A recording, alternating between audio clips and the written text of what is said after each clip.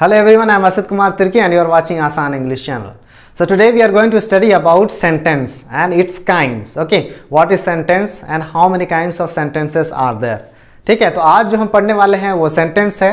हम सेंटेंस के बारे में पढ़ेंगे, सेंटेंस होता क्या है और उसके प्रकार के बारे में पढ़ेंगे. ठीक है, तो हर बुक में जो है अलग अलग इसका डिविजन्स हमको देखने को मिलता है ना. उसको बच्चों को समझाने के लिए अलग अलग डिविजन्स किया जाता है. ठीक है, कि कैसे बच्चे जो हैं उस सेंटेंस को अच्छे से समझ जाएं, इसलिए उसको अलग अलग तरीके से डिवाइड करके बुक में दिया जाता है. अलग अलग ग्रामर बुक में जो है आपको अलग अलग डिविजन्स दिखते हैं. कहीं कहीं 2 डिविजन्स दिखते हैं.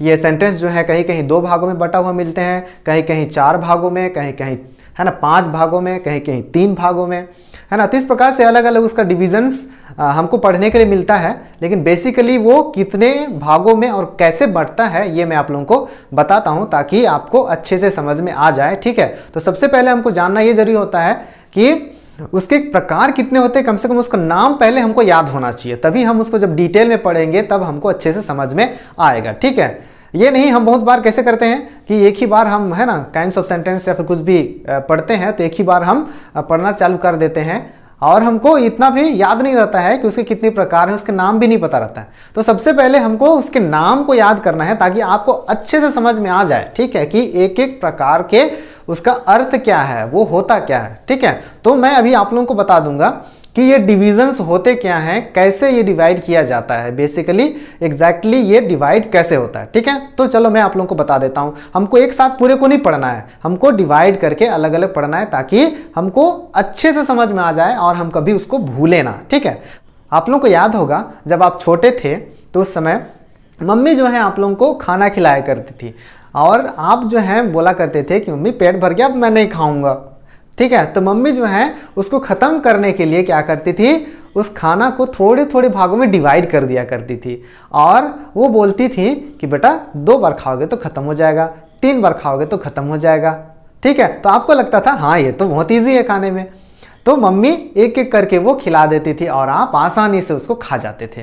ठीक है, तो उसी प्रकार से हम एक बार में पूरे को नहीं पढ़ेंगे. सबसे पहले हम सीखेंगे उसके प्रकार क्या है, उसको पहले याद कर लो, फिर हम अगले वीडियो में सीखेंगे कि उसके अलग अलग को हम कैसे सीखते हैं, उसको डिटेल में हम पढ़ेंगे. ठीक है, तो अभी मैं बताता हूं कि यहाँ डिवाइड कैसे होता है. पहले तो सेंटेंस जान लेते हैं वो होता क्या है, हालांकि मैं अगले वीडियो में बताऊंगा वो होता क्या है. कि सेंटेंस क्या होता है कि किसी भी भाषा में अपने बातों को दूसरों को हम समझाते हैं. ठीक है, अपने बातों को दूसरे को क्या करना है, बताना है. अगर वो समझ जाता है तो उसको हम क्या बोलते हैं, सेंटेंस बोलते हैं. ठीक है, तो आप लोग बचपन में सीखते आ रहे हो कि a sentence is a group of words which gives complete meaning, which gives complete sense. ठीक है, तो शब्दों का समूह होता है जो कि अपनी बात दूसरों को बताने में हेल्प करता है. ठीक है, तो उसको बोलते हैं सेंटेंस. वो एक वर्ड का हो या फिर एक से ज्यादा वर्ड का भी हो सकता है. ठीक है, तो इसको हम डिटेल में पढ़ेंगे. पहले तो हम जान लेते हैं कि ये डिविजन्स होते कैसे हैं, है ना.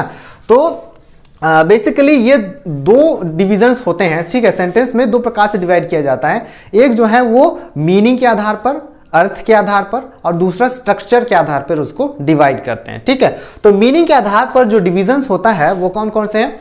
फर्स्ट वाला क्या है, अकॉर्डिंग टू मीनिंग, मीनिंग के आधार पर उसको कितने भागों में, 5 भागों में उसको डिवाइड किया जाता है. पहला वाला क्या है, असर्टिव सेंटेंस. दूसरा वाला interrogative sentence, imperative sentence, optative sentence, exclamatory sentence. ठीक है, तो उसको हिंदी में क्या बोलते हैं, असर्टिव सेंटेंस को कथात्मक वाक्य कहते हैं. ठीक है, और इंट्रोगेटिव सेंटेंस को हमको पता है क्वेश्चन वाचक, और इंपेरेटिव को आज्ञा सूचक वाक्य बोलते हैं, और ऑप्टेटिव सेंटेंस को क्या बोलते हैं, इच्छा सूचक बोलते हैं. इसको कभी कभी क्या करते हैं समझाने के लिए ऑप्टेटिव सेंटेंस को जो है इंपेरेटिव सेंटेंस से मिला दिया जाता है. तो कभी कभी हमको देखने को मिलता है कि सेंटेंस के 4 भागों में बांटते हैं. ठीक है, सेंटेंस को 4 भागों में बांटते हैं, ये भी हमको देखने को मिलता है.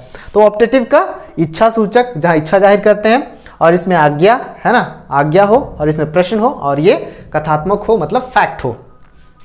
और एक्सक्लेमेटरी सेंटेंस को क्या कहते हैं, विस्मयादि बोधक वाक्य कहते हैं. ठीक है, विस्मयादि बोधक मतलब जहां आश्चर्य हो, है ना, अपनी सडन फीलिंग्स को व्यक्त करते हो, उस समय इसका उपयोग करते हैं. ठीक है, तो ये रहा हमारा मीनिंग के आधार पर वाक्य को 5 भागों में बांटते हैं. कभी कभी है ना बुक में आपको देखने को मिलेगा कि ये ऑप्टेटिव सेंटेंस जो है वहां नहीं रहता है ना, तो उसको इंपेरेटिव में मिला दिया जाता है, तो 4 हमको मिलता है कहीं कहीं पे, है ना, समझाने के लिए अलग अलग डिविजन्स कर देते हैं। तो अकॉर्डिंग टू स्ट्रक्चर के अनुसार वो कितने भागों में बढ़ता है, वो 3 भागों में बढ़ता है। फर्स्ट वाला क्या है, सिंपल सेंटेंस, दूसरा वाला कंपाउंड सेंटेंस और तीसरा वाला कॉम्प्लेक्स सेंटेंस होता है। ठीक है, तो उसके वर्ड के अनुसार हम इसको समझ सकते हैं। सिंपल सेंटेंस उसको क्या बोलते हैं, साधारण वाक्य जिसको हम बोलते हैं। और कंपाउंड सेंटेंस, इसको कंपाउंड मतलब जोड़ना, संयुक्त वाक्य इसको कहते हैं। कॉम्प्लेक्स है ना, कॉम्प्लेक्सिटी जैसे मिश्रण हो तो उसको मिश्रित वाक्य कहते हैं। ठीक है, तो इनको डिटेल में पढ़ने से पहले इनको तो हमें याद करना जरूरी है। ठीक है, नहीं तो फिर बिना याद किए अगर हम डिटेल में पढ़ेंगे तो पढ़ा और नहीं पढ़ा दोनों सेम हो जाएगा। इसलिए सबसे पहले उसको याद करना जरूरी है कि ये जो काइंड्स ऑफ सेंटेंस हैं वो कितने प्रकार के हैं, वो कौन कौन से हैं, उसको हिंदी में क्या बोलते हैं, वो हमको याद करना है। ठीक है, तो ये मीनिंग के आधार पर इसको और भी हम डिवाइड करते हैं, बुक्स में आपको डिविजन्स मिलेंगे। ठीक है, तो ये मीनिंग के आधार पर जो सेंटेंस होते हैं उसको 4 भागों में और भी डिवाइड किया जा सकता है समझाने के लिए। ठीक है, ताकि अच्छे से समझ में आ जाए। तो इसको जो है affirmative sentence, interrogative sentence, negative sentence, interrogative and negative sentence. ठीक है, तो इसको जो है अच्छे से समझने के लिए हमको यहां और 4 भागों में बांट करके हमको समझाया जाता है। ठीक है, तो ये अफर्मेटिव सेंटेंस जो है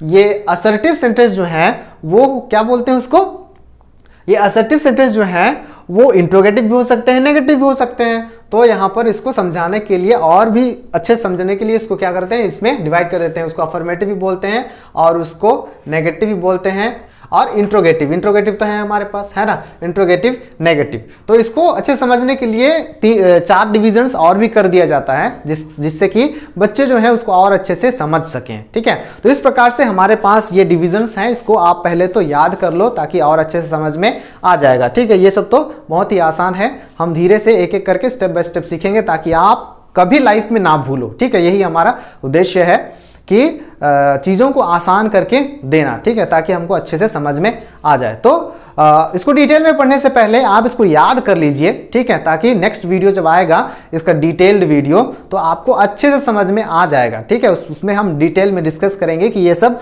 होते क्या है, इसको सेंटेंस बनाते कैसे हैं, क्या क्या जरूरी है। ठीक है, तो इसके पहले जो मैं वीडियो बनाया था वो था सब्जेक्ट और प्रेडिकेट पे, तो उसको भी आप देख लीजिए। ठीक है, उसको भी हमको समझना जरूरी है। वो सेंटेंस के पार्ट्स हैं, वो 2 पार्ट्स होते हैं।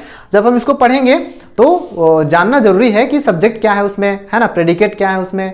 इसलिए पहले वाला वीडियो जो है आप जरूर देख लें, है ना, लिंक डिस्क्रिप्शन में दिया हुआ है, आप वहां से भी जा सकते हैं या फिर आप चैनल ढूंढ करके भी आप देख सकते हैं। ठीक है, तो वीडियो अगर अच्छा लगा होगा तो आप जरूर सब्सक्राइब कर लीजिएगा, लाइक कर लीजिएगा और अपने दोस्तों को भी शेयर करके आप सिखा सकते हैं, बता सकते हैं, है ना, और जरूर इसको याद कर लीजिएगा इसको डिटेल में पढ़ने से पहले। ठीक है, तब तक के लिए गुड बाय।